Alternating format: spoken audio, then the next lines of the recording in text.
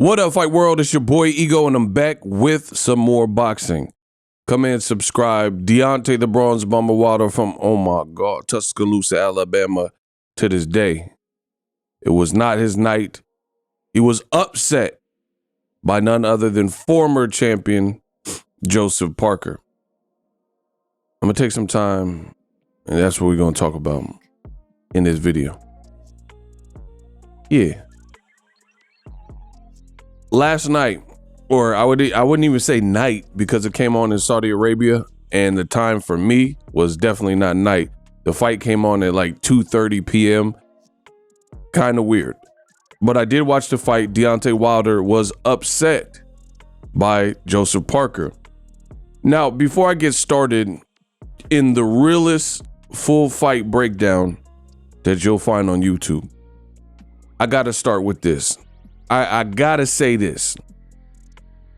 Every time in the videos I've made since it's happened that I'm saying that the fight with Joseph Parker was an upset, you do have a section of comments who say, oh no, Ego, this wasn't no upset. Everybody knew. For starters, I find it ironic and very funny that in the world of boxing, seemingly everybody knew after the fact. Once the outcome is rendered, the world gets to see an actual end result, a conclusion. Now everybody knew that was going to happen. You didn't see a lot of these people in the comment section, all in the video, dancing and putting out these full fight predictions. But then, oh my gosh, after it happens, everybody knew. So regarding the term upset, regardless of if you personally feel it was an upset, let me explain why it was an upset. Because Deontay Wilder was the betting favorite.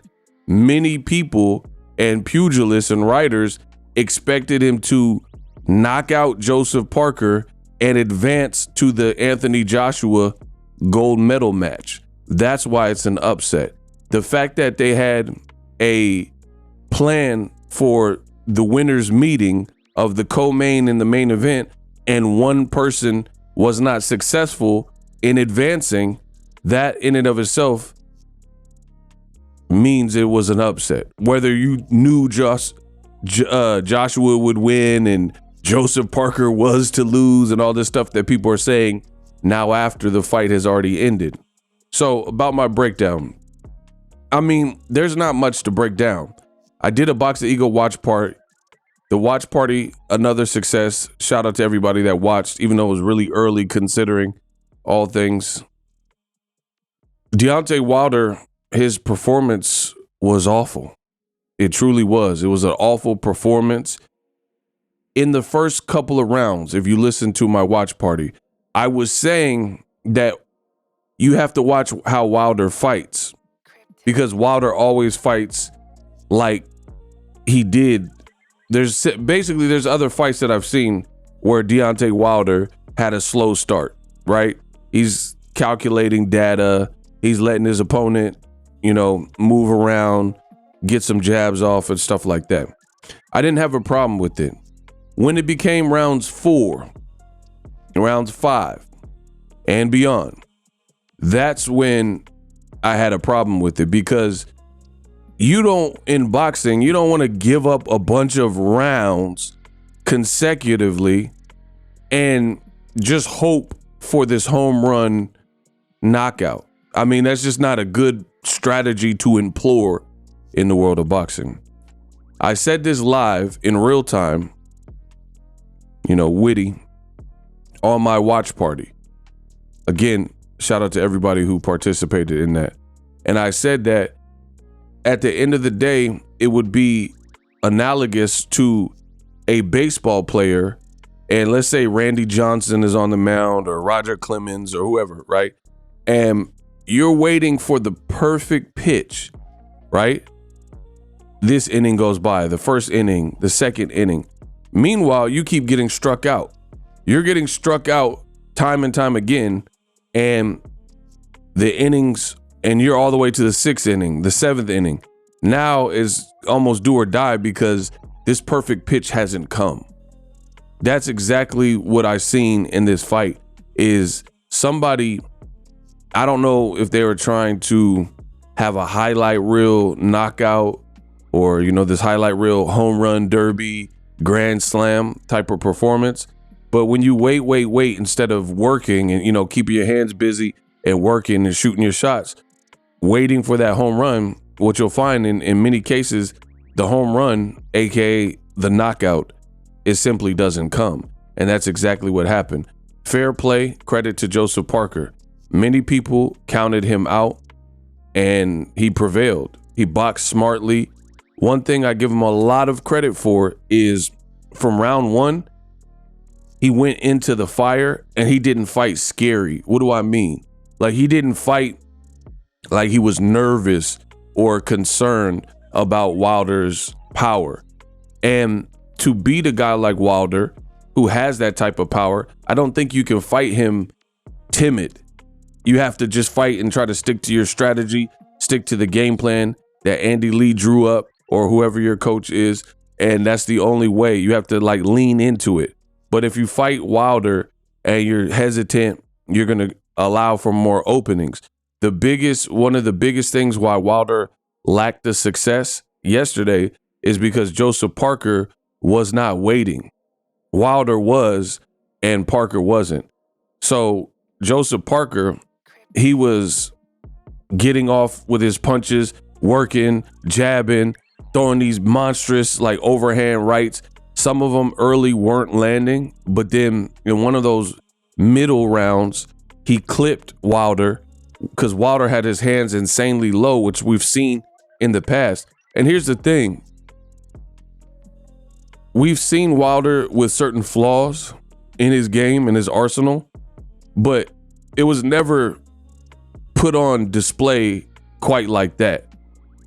It was never put on display quite like that, where it was like, because despite the flaws or shortcomings or like weaknesses or whatnot that Wilder has displayed, he's always looked insanely dangerous. But for this fight, for whatever reason, and I have a theory, and I'm going to save my theory because I just want to break down the video in this video.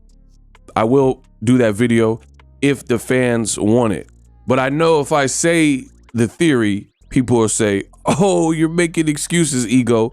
But I'm not worried about that. If the fans want my theory, just type the word theory in the comment section. That's all you got to do. You want me to make that additional feelings or my feelings on kind of one of the major keys. But again, I'm going to spare it in this video because if I say it, people say, oh, you're making excuses. I personally don't care, but I want to get your opinion if you even want that video, because at the end of the day, it really doesn't matter. He lost. The Joshua fight has likely collapsed. I made a video about that. Check that on the channel. So if you want that video, put theory, and then you guys can get back to your regular comments. But Wilder, he was just gun shy. We've never seen that output that low. And one thing I really didn't like, because in my post-fight breakdowns, I give you the good, the bad, and the ugly. One thing that was really concerning with Wilder is the level of contentment that he kind of showed even after the loss. Like, he almost didn't even seem like he was tripping. He said, I wore a smile all week. I'm a happy fighter, made a lot of money. I was smart with my money, and I might be back, but if you don't see me back, it's been real. It's been a pleasure. Like, he almost seemed like he wasn't tripping. And I understand, and I don't want to lean too much into it because I don't know. I know the emotions are like free flowing. So we don't really know exactly how you're interpreting that right in the moment. Like, I've seen, for example, Brandon Rios, he lost, I think, to Tim Bradley, maybe that fight. And then immediately in the ring in his post-fight interview, he retired, only to later unretire and keep fighting a couple more times, right? So I'll give Wilder the benefit of the doubt of maybe he was just in the emotions were fresh, so he just responded how he responded. But for me, from the outside looking in, he just almost looked like it was weird. It was weird because like Wilder almost seemed like content. Wilder almost seemed like domesticated. And I don't think these are the traits that got him this far.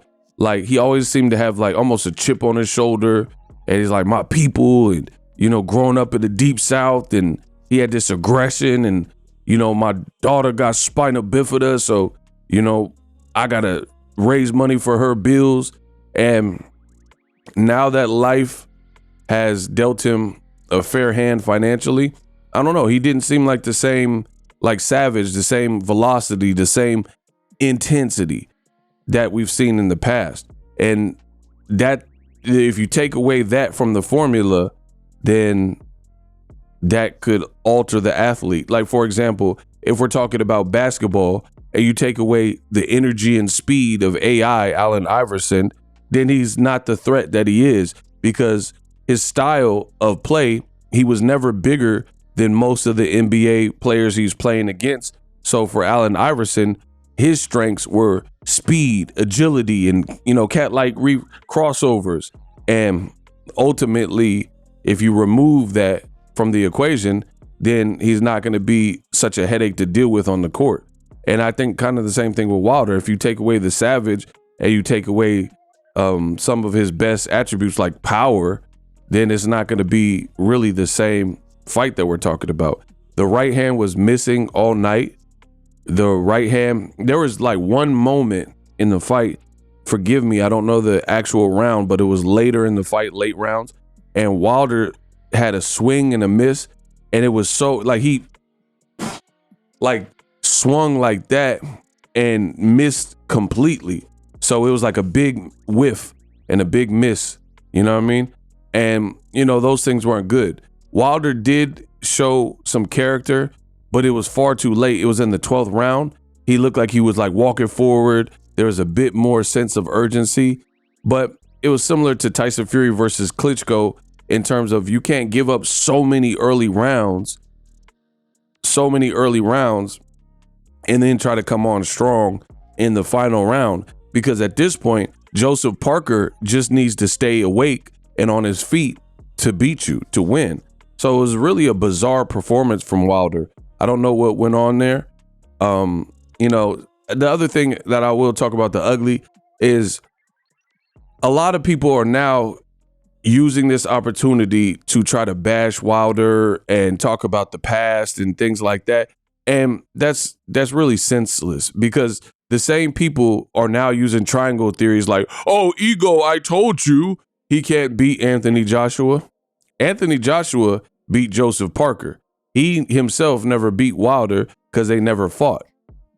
Now you could make your predictions on how Wilder looked and how Joshua looked if they were to now fight, but that's not the conversation that was being had years ago when I wanted to see them fight, right? So it's so funny to see how people in boxing frequently and purposefully lack context. They lack context and don't put things in perspective, and then try to hold you to something that was stated in real time, but they'll wait 3-4 years.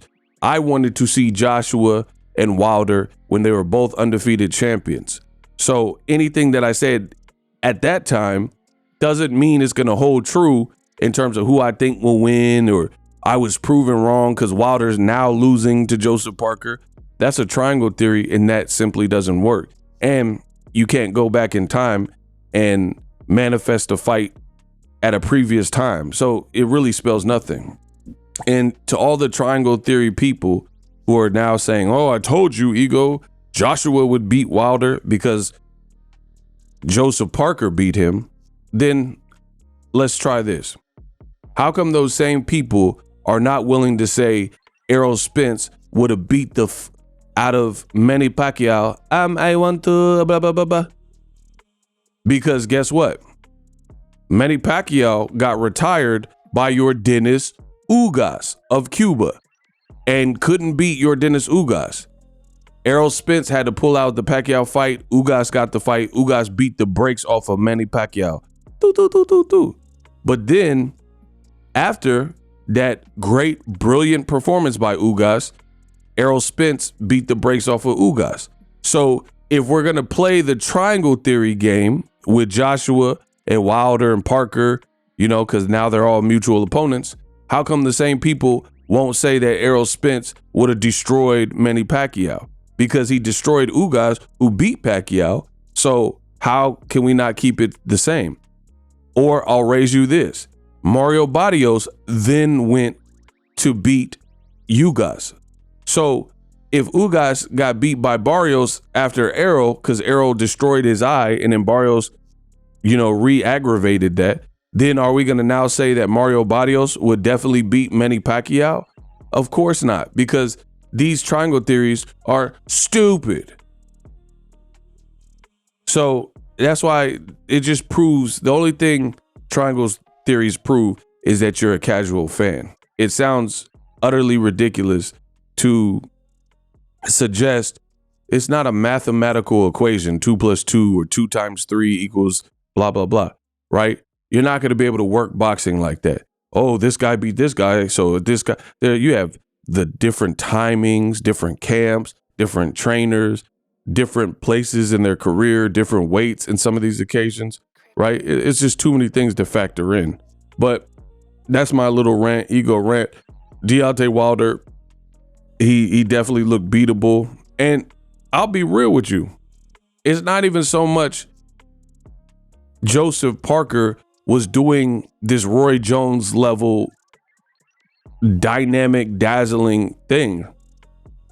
It was, a lot of it had to do with what Wilder couldn't do and wasn't doing on that given night. Like, I'm not taking anything away from Parker. I've met Parker, he's cool. Met Wilder, he's cool. I'm just giving you my honest opinion.